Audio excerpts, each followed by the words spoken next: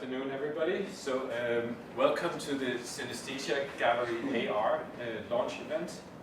My name is Matt Haar. I'm one of the collaborators on this project. And I have sort of the distinct pleasure of sort of being the MC, of our event today.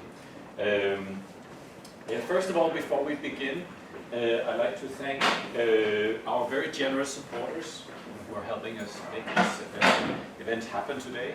So first, the Federation of European Neuroscience Societies, FENS, and the Dana Foundation, who are supporting us financially for this work, and also the Trinity College Long Room Hub, who have very generously made this space available to us today. So we're very grateful for them, and it's great to have their support.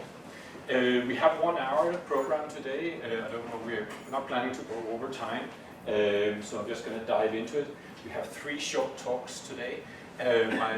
Professor Richard Roach and Dr. Svetlana Grudenko and myself here from Trinity. So I'd like to hand over to Richard first.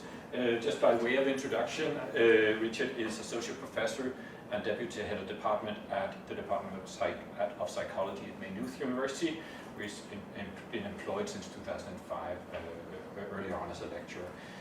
He's doing a lot of work in especially in cognitive neuroscience and neuropsychology, focusing on memory, aging, dementia, stroke, brain injury, but also on synesthesia. And he's published a couple of books, which I think are of interest to our audience, possibly Why Science Needs Arts, which was written with Sean Commons and Francesca Farina, and also The Isle of Shadows with Derek Fennell.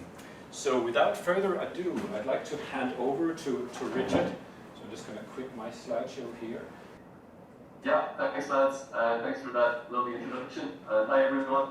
Apologies I can't be there in person, but I managed to get an annoying headphone, so I said I'd better stay away. But it's nice to be there virtually, and it's really exciting to be part of this launch, so very excited to see how everything works. And today I'm just going to give a very brief introduction to the area of synesthesia and the nature of that condition. So, as many of you will know, synesthesia is literally a merging or a blending of the senses. And lots of different varieties of synesthesia exist. There's actually over 60 of them being categorized at the moment. So for some people, their perceptual experience of the world will be very different.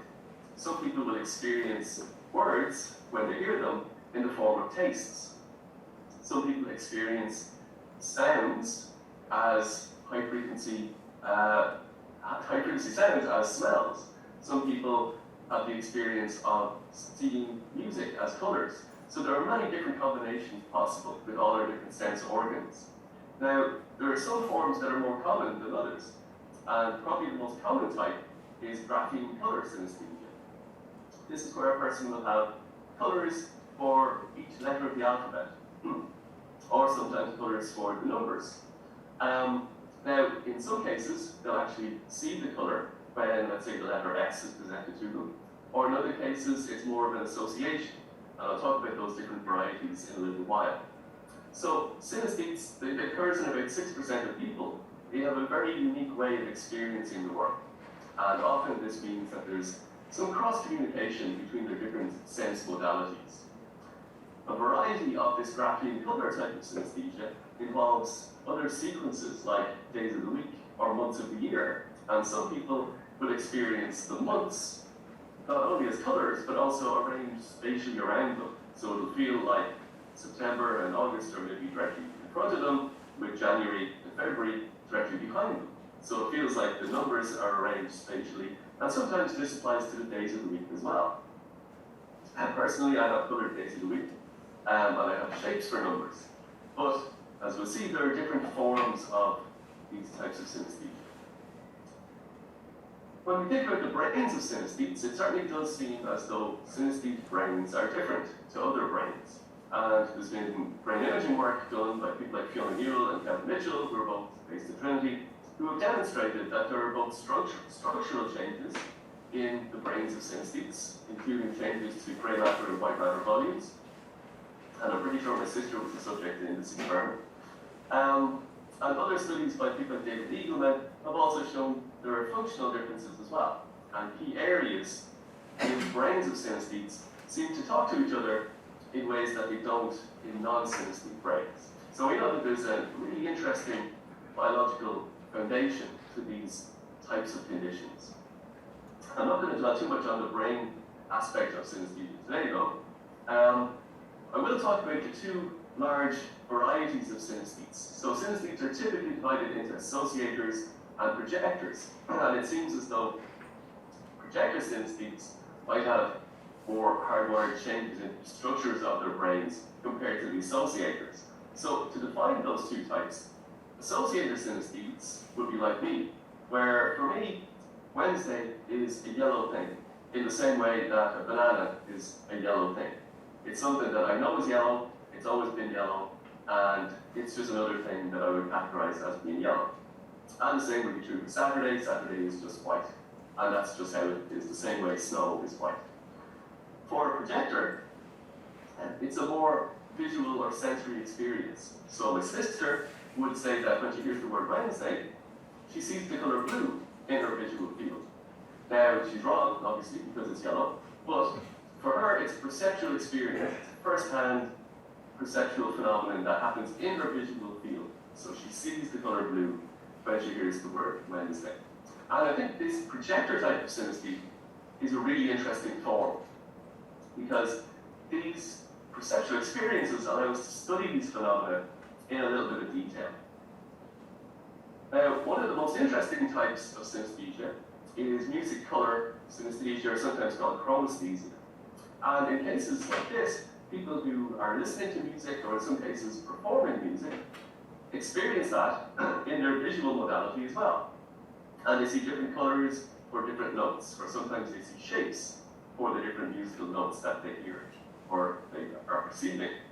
And there's a lot of very famous musical artists who are known to be music color synesthetes, including people like Jimi Hendrix, Billy Joel, Pharrell Williams, Billie Eilish, Franz Liszt, and various other people. There are a number of people who are suspected of being synesthetes, but have since passed away, and we can't be definite that they actually were. Another famous one, who more than likely was a synesthete, is Vasily Kandinsky. And we strongly suspect from his writings that pieces like this, which are based on musical compositions, show how he experienced things like, let's say, percussion as circular shapes, and strings as maybe parallel lines, wind instruments as triangles and other shapes. And this may well be a glimpse into his perceptual experience as he listened to specific pieces of music. We know for definite that Jane Mackey is a music color synesthete, because she's produced a large volume of work in response to what she experiences when she listens to music. So this is an example of one of her paintings based on Mendelssohn's String Quartet in D major. This is one based on Britten's String Quartet number 3. And this is another one based on another Mendelssohn String Quartet in D major. And she exhibited in Dublin a few years ago as part of the ASIN festival. Another well-known synesthete is Carol Steen, who's based in New York. And Carol has 5 different forms of synesthesia. This is one form where it's a painting depicting what she sees in her visual field when the needles are removed during acupuncture. So in this case, it's a tactile visual form of synesthesia, but she also perceives colors when she hears different music. And again, this is a response to a musical piece that she was listening to called Clouds Rise Up. And closer to home, we know also with 100% certainty that Tim Layden and Svetlana are synesthetes who experience sounds and music in a visual form. And a couple of years ago in College Chapel, we organized an event where, while Svetlana performed a number of pieces on the piano, Tim live painted his visual experience and produced these fantastic paintings of what he sees in his visual field as he listens to the music. So for anyone who was there, it was a lovely event where we managed to bring the piano into the college chapel, and Tim painted as he listened. And we got to observe his creative process process was Svetlana performed, and he produced these 3 fantastic paintings on the night, live, effectively, in response to his synesthetic experience. So, I just wanted to give a very brief introduction to the area. I'm really looking forward to the launch of the app because it's an opportunity for non-synesthetes and even for synesthetes who are not projectors to experience a little bit of what it would be like to perceive these fantastic visual sensations in response to specific pieces of music. So major thanks to everyone listed here, again especially to FENS and the Data Alliance for the brain, for their funding, and I hope you enjoy the launch of the app, and I'm going to hand you back to Matt. Okay, so our next speaker is Svetlana Rudenko, who is an educator, concert pianist, researcher on music, art, perception, creative synesthesia, cognitive musicology, multisensory design for digitally enhanced realities, VR, AR for education and mental health programs, and aesthetics for sensory substitution devices. So quite a lot of different interests. She has lectured piano at DIT, CIT, and the DOC IT. And during the pandemic, she had a contract as a postdoctoral researcher with the Technological University of Dublin, the School of Electrical and Electronic Engineering, for development of course materials for EU-funded project called Smart Healthy Age-Friendly Environments. Her methodology for artistic visualization of music analysis has made significant contribution to the development of cognitive musicology as a discipline. At present, she is engaged in composing for augmented reality. 2 other apps that we're working on, one of them is Psychogeography with Jack B. Yates, based on Jack B. Yates' paintings, and Alice Dali AR, which is based on some paintings by Salvador Dali. So expect to hear more about them down the line. So Svetlana has performed extensively. She's a composer and concert pianist. She's performed extensively throughout Ireland as a solo and chamber music pianist, including the National Concert Hall and many other places around Ireland in particular, but also abroad. So without further ado, I'd like to hand you over to Svetlana.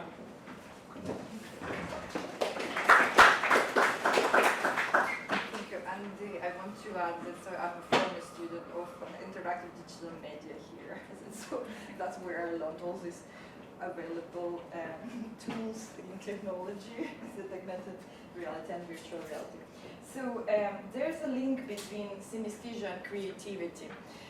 And so that as well, that so I want to mention infant synesthesia. You see, that so the brain, actually we all born as synesthetes. Infant synesthesia, the brain images, they show similar patterns in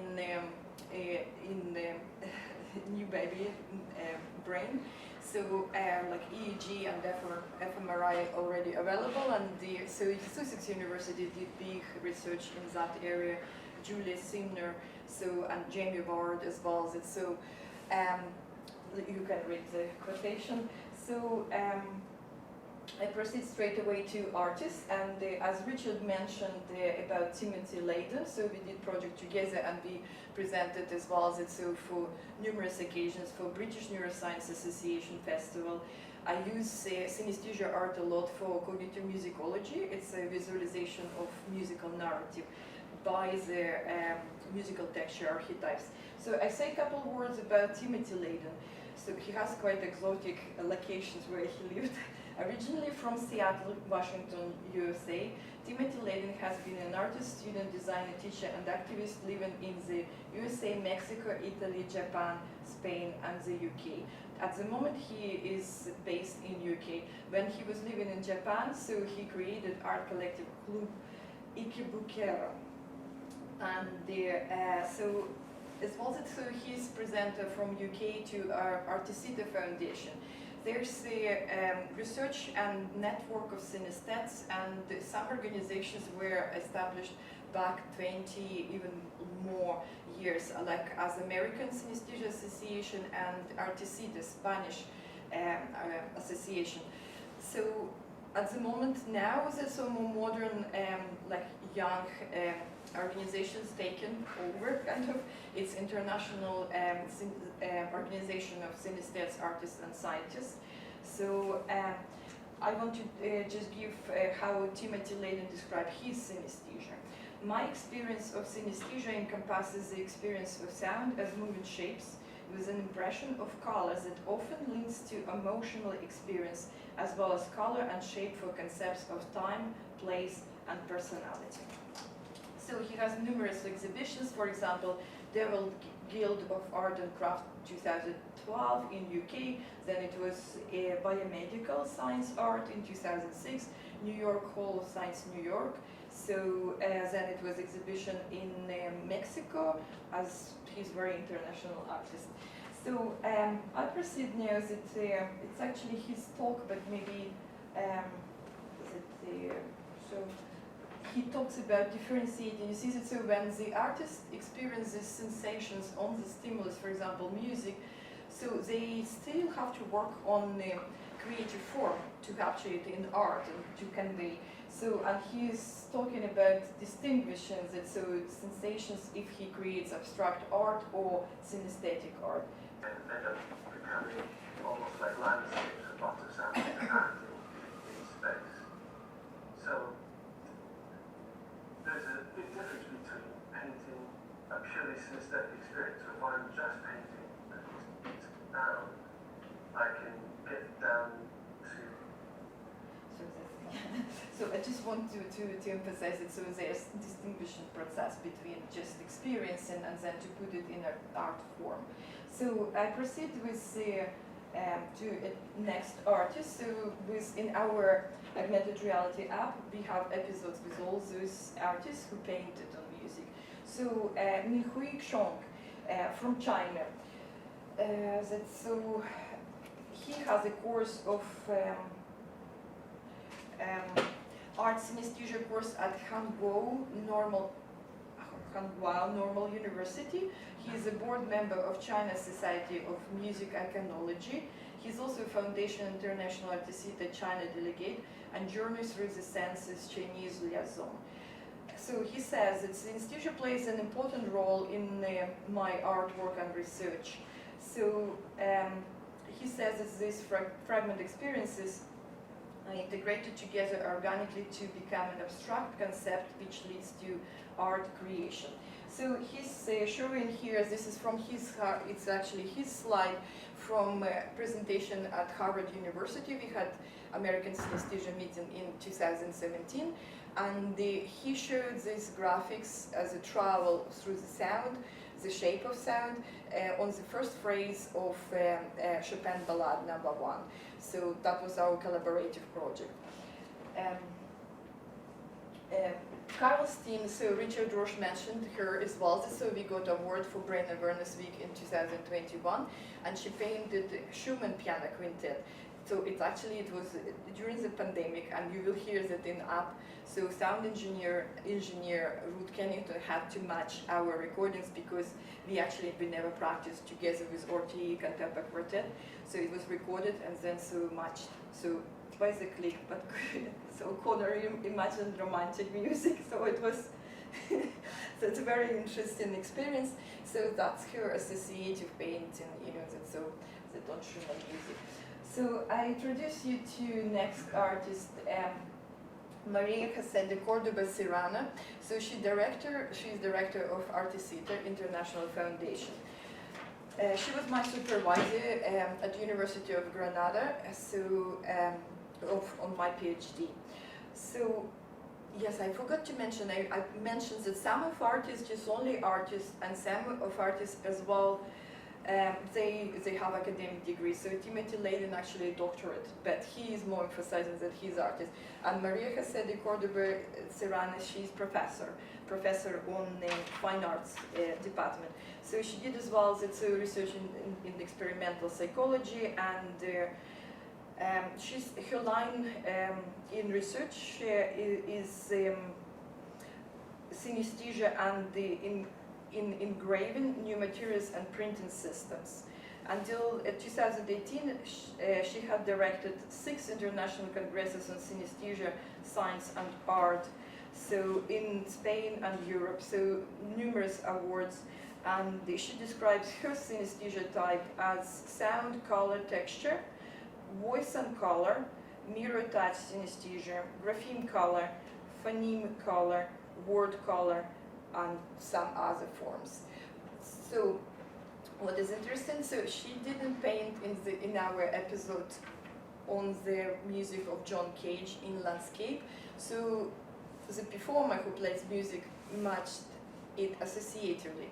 And as Richard made distinction between two forms, there's projectors and associate, like, so there's possible to have the experience, and particularly in music, through cross-modal associations. As well as Min Hui Chong in one of the episodes when he talks about this experience, he talks about Gabriel Ferrer and his painting, so that it was matched as well associatively.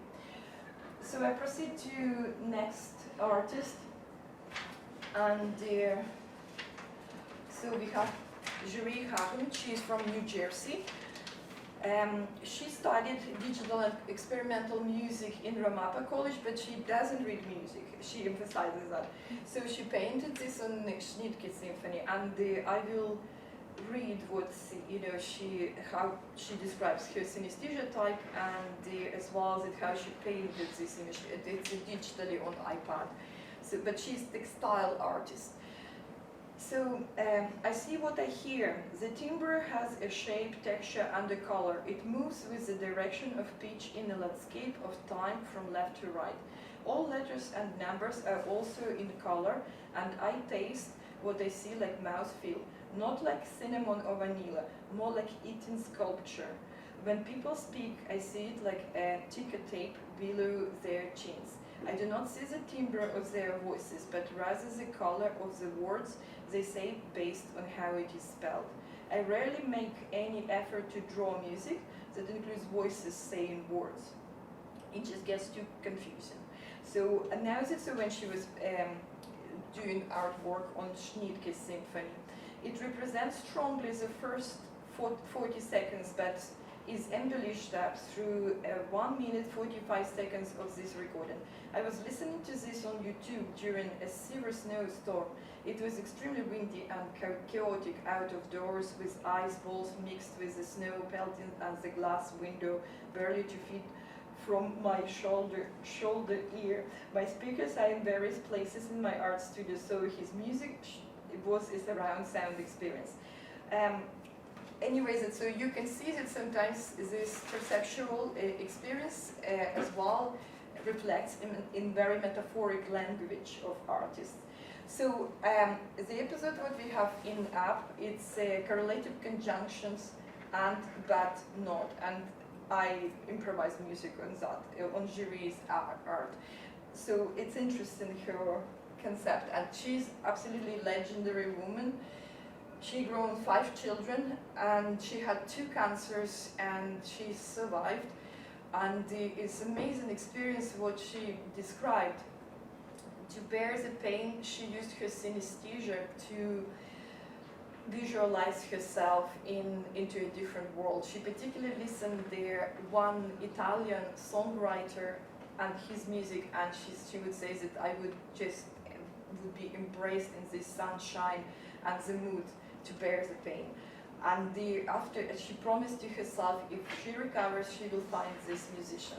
And she did with her husband Mark. They traveled to Italy. In fact, I can't remember the name of the musician, but it's a very powerful experience and potential of our brain, how imagery and ability to visualization, sensory visualization can actually give us different experiences and the power, I suppose. So, next artist, James Wannerton. So he has sound to taste synesthesia. So on the Now app, he actually describes his tastes of Kandinsky, so that the colors and the color sounds. So it's lexical gustatory synesthesia, rare type. He's the president of the UK Synaesthesia Association, vice-president of the International Association of Synesthetes, Artists and Scientists, and president of Journey Through the Senses. Committed to raising awareness of synesthesia via media strands and art science collaborations, James has presented at international synesthesia conferences and regularly gives presentations at schools, colleges, and National Health Services facilities. He has featured in TV, radio documentaries for the BBC, ITV channels 4 and 5, ABC, CBC, NBC, and the Discovery Channel. His artistic achievements include an award-winning Synaesthesia Garden exhibited at the Royal Hampton Court Palace Flower Show and in interactive sound vision to taste Synaesthesia installation at the V&A Museum in London.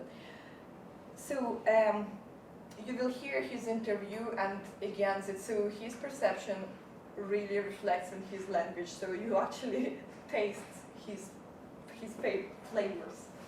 So now just I say a little bit about what I do, in music, so cognitive musicology.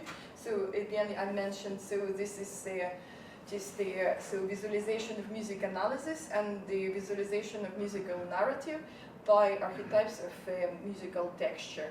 So that's how we map in, that's my extended work with artists, synesthetes, brings really fruitful results. So this was when I was on IDM course.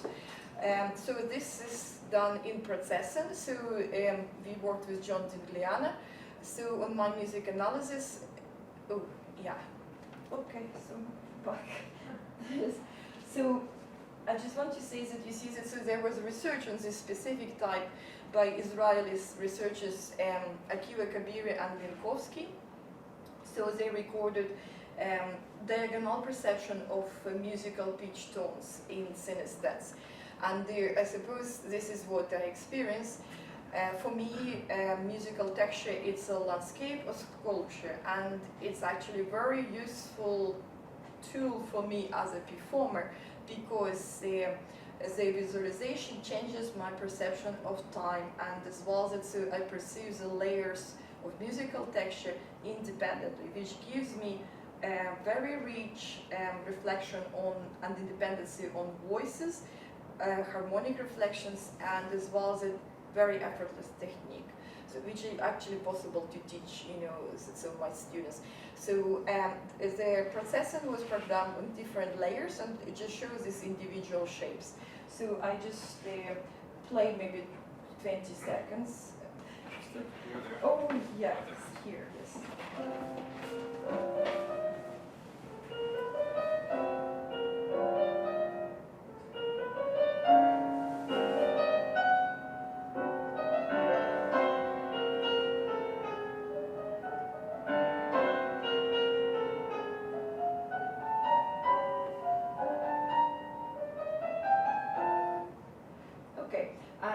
So this is our two other apps we work in.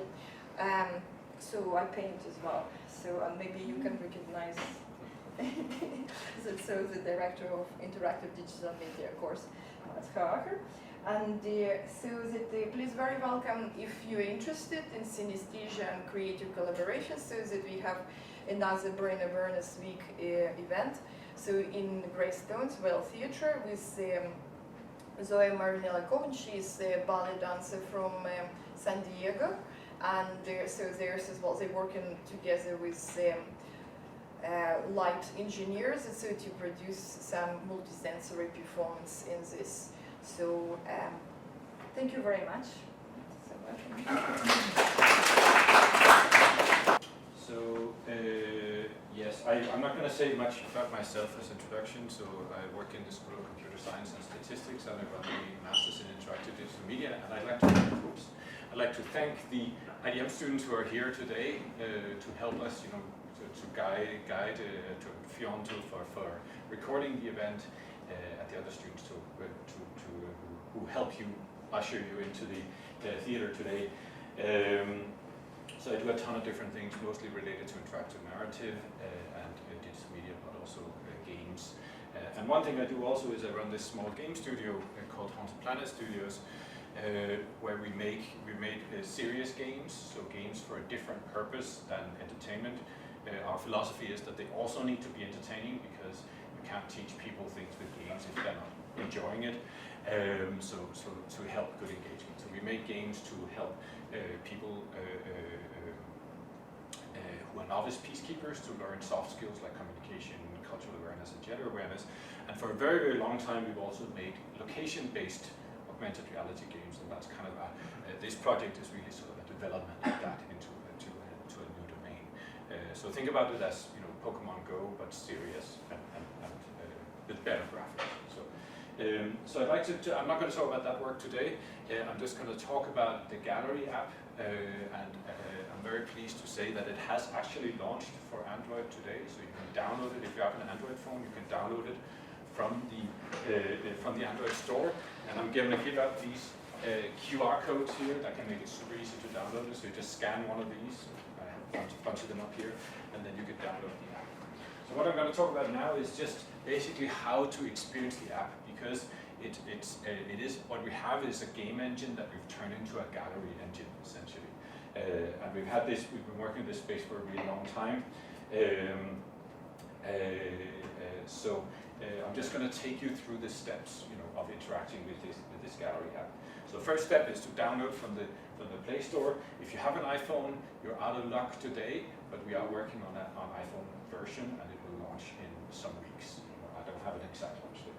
The first thing you have to do when you start the app is to choose where do you want to experience the gallery, right? So we have staged it in Trinity, you know, so that's the best place right now to experience it. And when you download it and try it outside, you know, we have curated the locations where you will find the artworks. You can also experience it in random mode. It doesn't work today, but it will work very shortly. And in that mode, if you click this big button there, the gallery experience will stage itself to where you are. Right? So that means that someone can play it anywhere in the world. You just need to find a big area where the artworks can show up randomly. So a good place is a park. You know, if you're close to a big park, that's a good place. So the experience has a number of different modes. So it's a little bit like a game, but it's not really a gamey experience per se, but it has different modes, and you control them with these buttons, you know, on the side of the screen, right? So here is one of the modes. It's called map mode, and you can kind of see what it does. It basically shows you, this is an overlay on Google Maps, and it shows you with this purple area where are the artworks and the soundscapes, where they are. So you know if you're outside this area, you're not going to find any artworks.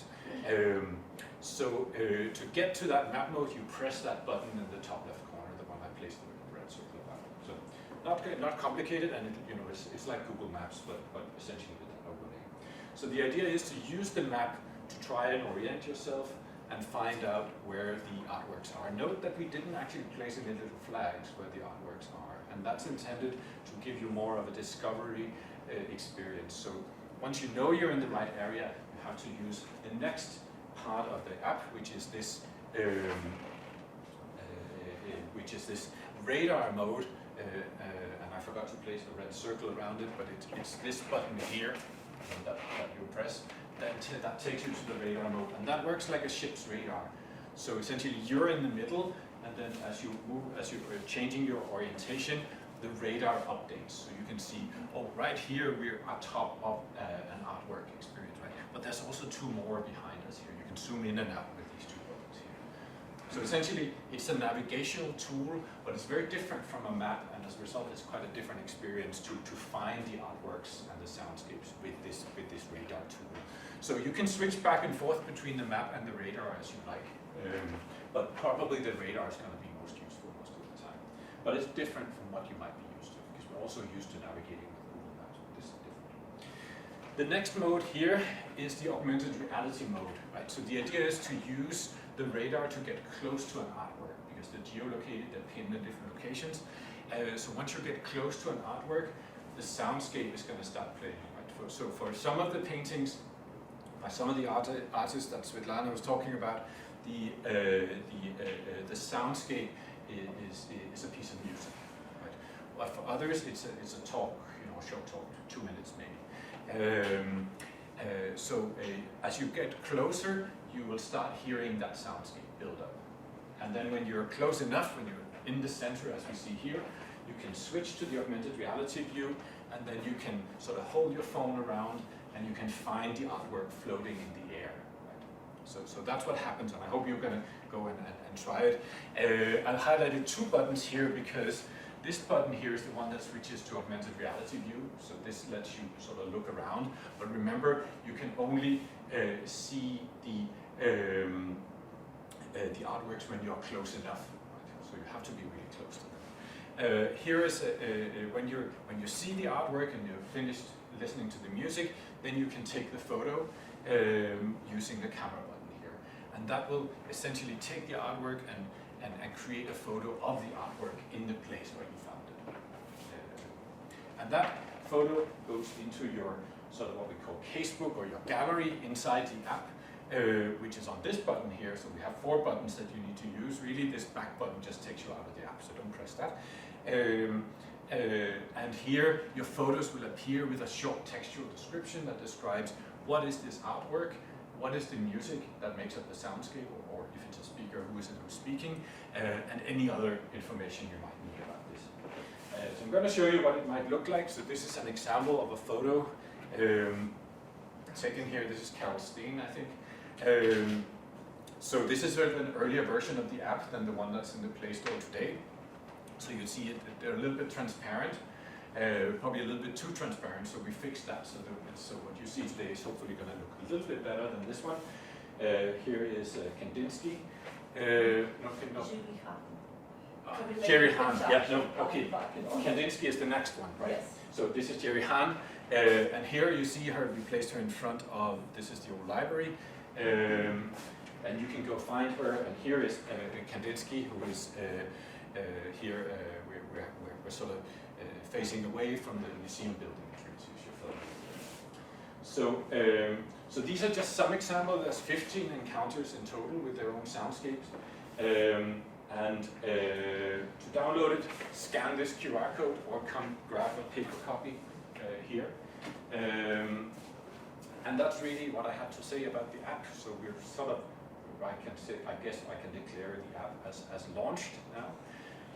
So thank you, and I think we should maybe have just a few minutes. We have because we're only supposed to be out of here in 15 minutes, so we have a few minutes for questions. So I'd like to bring back Richard here. Oh, I should thank my team actually also from the Haunted Planet. So we're a small game studio and now also gallery app developer. We've been working in this space for a long time, so one of the advantages of what we can do is we can make these kinds of apps really quickly, right? Maybe in 2 weeks, essentially.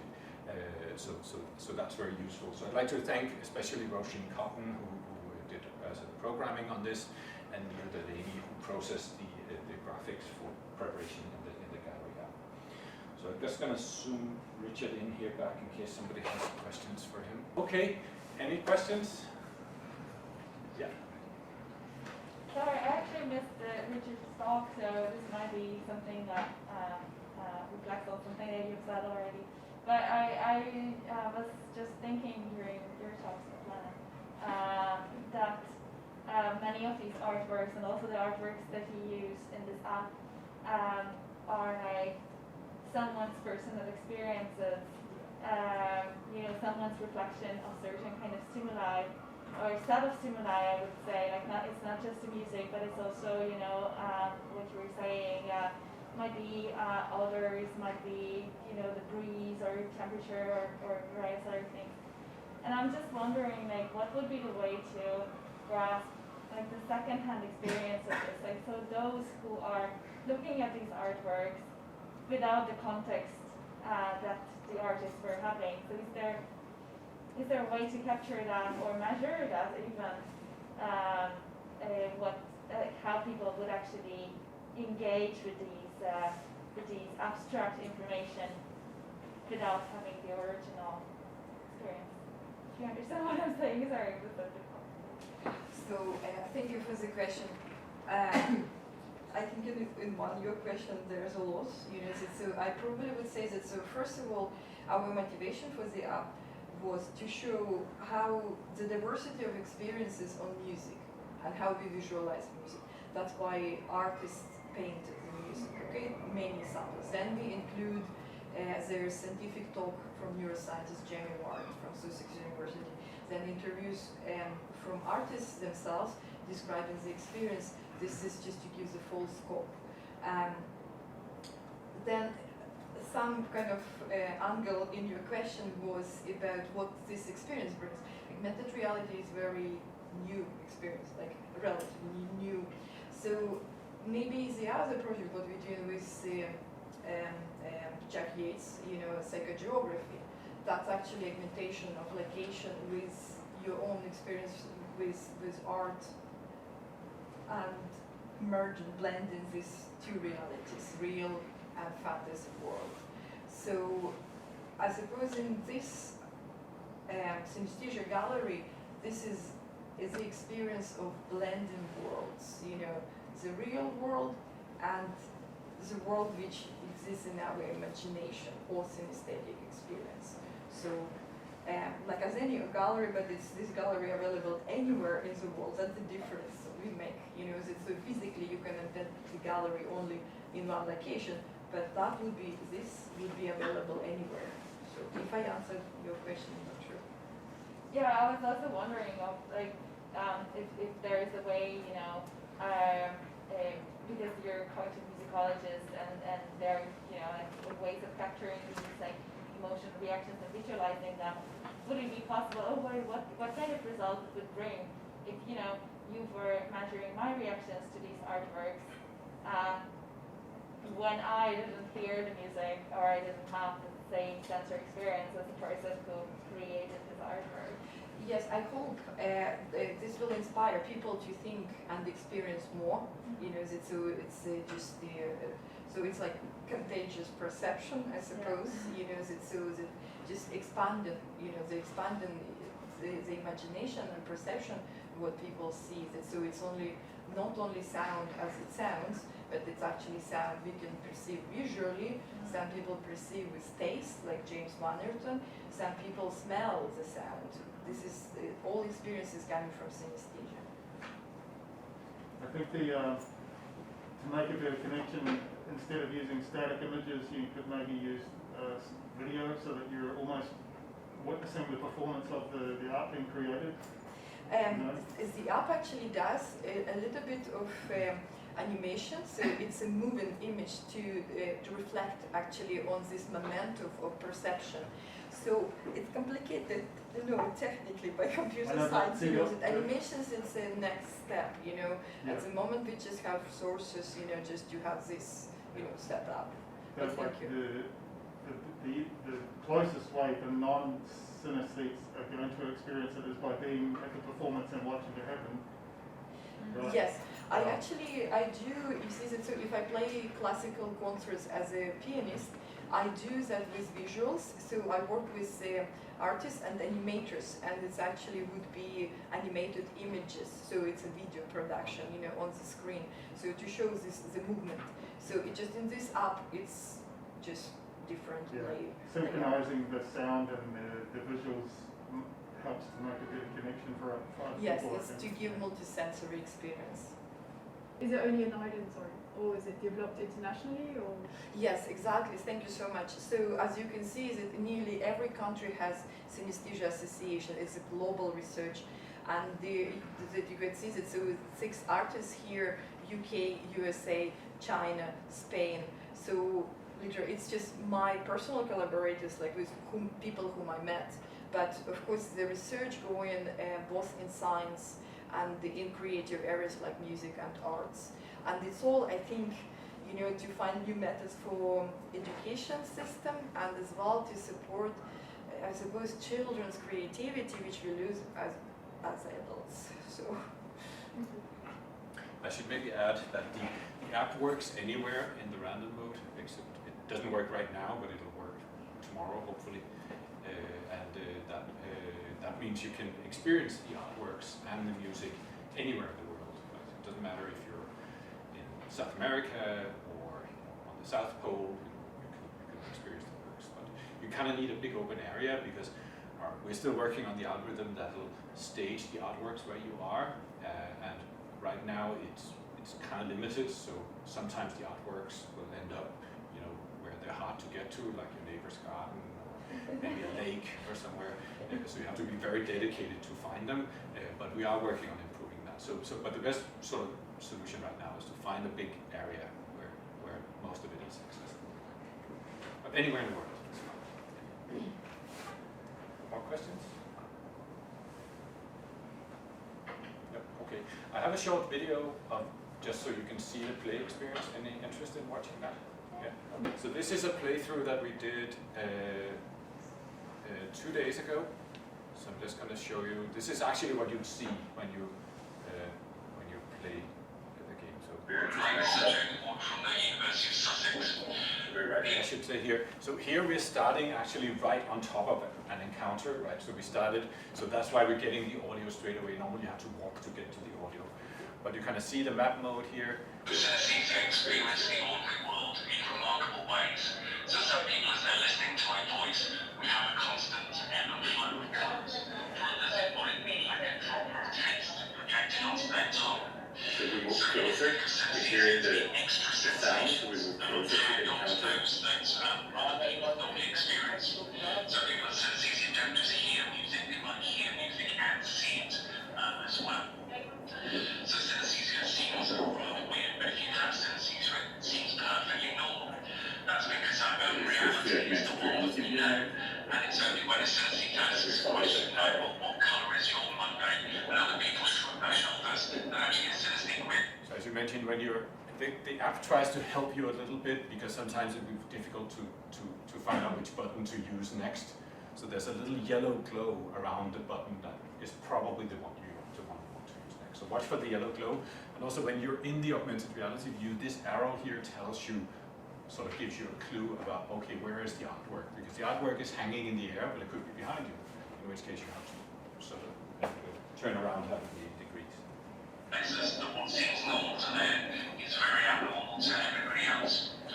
So synaesthetes are kind of a hidden group within the general population. You won't know that synaesthetes and it doesn't until you actually go and ask the questions like, colour is Monday, or does this work taxable? Actually, if we go and test synaesthetes, we find that there are a whole set of differences that distinguish somebody with synaesthesia from somebody with not. So synaesthetes who have coloured music, for example, are more likely to go into music as a hobby or as a profession. And on objective tests of creativity, so getting to people think of creative associations to objects, we find that synaesthetes do better than average. They have better memory. In general, in fact, they seem to be cognitively advantageous to having synaesthesia. So when the audio is finished, we can take a photo and then we'll capture the artwork.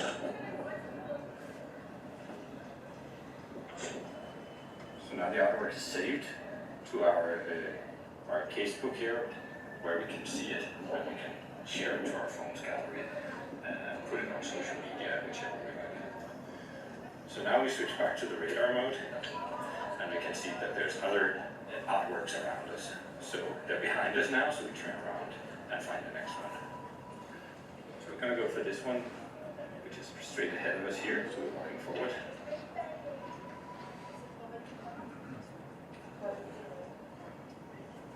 It was a very sunny day, so that gives you a lot of reflection in the screen. But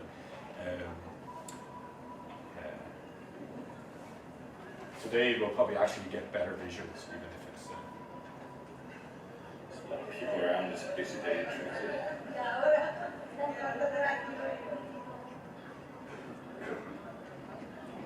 You see, we're getting closer, so we're going to hear the sound starting shortly. We should hear this music around us. So to see the artwork, we need to move even closer than we are now. The music is a cue that we're getting close to the artwork. But we can only see the artwork where we can the sense of the start.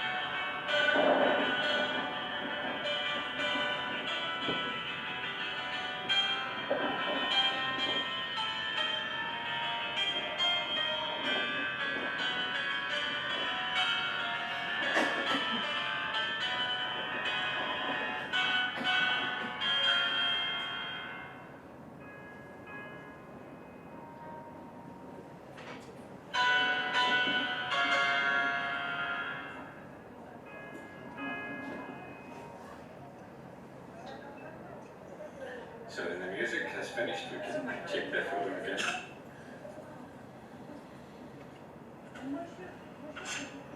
And the artwork goes into our casebook, and here's the description of the music and the credits for the artist. So now we go to the next one. We can see there's 3 more. So we continue forward to get the next one. Okay, I think you get the idea. We're kind of also out of time. Any last minute questions? Or? Okay, no? Okay, so thank you so much for attending.